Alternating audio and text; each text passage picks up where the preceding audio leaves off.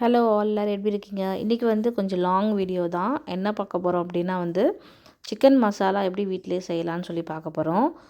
1 spoon மல்லி, 1 spoon மிளகு, 1 spoon சீரகம், 1 ஸ்பூன் சோம்பு, 2 துண்டு சின்னதாக பட்டை, கொஞ்சம் கிராம்பு, கொஞ்சம் ஏலக்காய், ஒரே ஒரு ஏலக்காய், கல்பாசி, அப்புறம் வந்து ஜாதிபத்திரி, அந்த பூ மட்டும் போட்டு அதோட 2, 3 அப்புறம் வந்து ஒரு பே லீஃப் போட்டுக்கோங்க.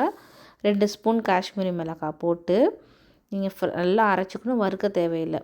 அரைச்சிட்டு இப்போ ஒரு குக்கரில் வந்து கொஞ்சமாக எண்ணெய், நான் சோம்பும் கிராம்பும் மட்டும் போட்டிருக்கேன். போட்டுட்டு நல்லா வெங்காயம் போட்டு வதக்கிக்கோங்க. வெங்காயம் வதங்கினதுக்கப்புறம் நீங்கள் பச்சை மிளகாய் கருவேப்பிலை இருந்தால் போட்டுக்கலாம், நான் சேர்க்கலை. இஞ்சி பூண்டு பேஸ்ட்டு போட்டு வதக்கிக்கணும். அப்புறம் ஒரு தக்காளி போட்டு நல்லா வதக்கிட்டு உப்பு போட்டு வதக்கிக்கோங்க. யூஸ்வலாக வந்து நான் தக்காளி போட்டோன்னே வந்து நம்ம உப்பு மஞ்சத்தூளும் போட்டு வதக்கணும், நல்லா வதங்கிடும்.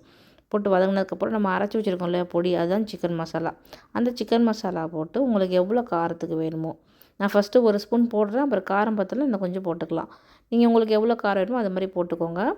போட்டுட்டு நல்லா வதங்கினதுக்கப்புறம் அந்த பச்சை வாசனை போனதுக்கப்புறம் நான் வந்து சிக்கன் ஆட் பண்ணுறேன். நான் இன்றைக்கி வந்து போன்லெஸ் சிக்கன் தான் போடுறேன்.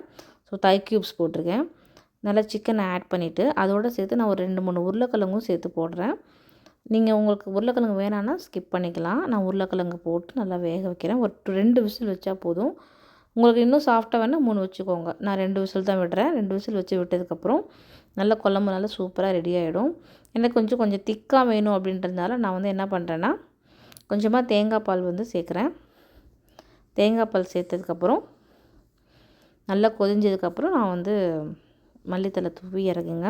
இன்றைக்கி என்ன லன்ச், இதோடு நான் வந்து என்ன லன்ச் ரெடி பண்ணியிருக்கேன் அப்படின்னா தேங்காய் பால் சாதம் தான் பண்ணியிருக்கேன். தேங்காய் பால் சாதம், அப்புறம் வந்து இந்த கிரேவி வச்சு சாப்பிட்றோம், அவ்வளோ நல்லா இருந்தது.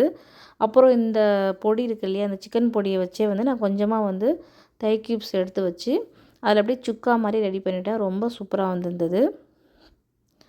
ஒன்றுமே இல்லை, நார்மலாக வெங்காயம் தக்காளிலாம் எதுவுமே நான் போடல. அந்த பொடி வச்சு சிக்கன் வச்சு மேரினேட் பண்ணி லைட்டாக அப்படியே வந்து பரட்டி எடுத்துட்டா அது சுக்கா மாதிரி சூப்பராக ரெடி ஆயிடுச்சு. அந்த பொடியை வச்சு நீங்கள் ட்ரை பண்ணி பாருங்கள், ரொம்ப சூப்பராக இருக்கும். தேங்க்யூ.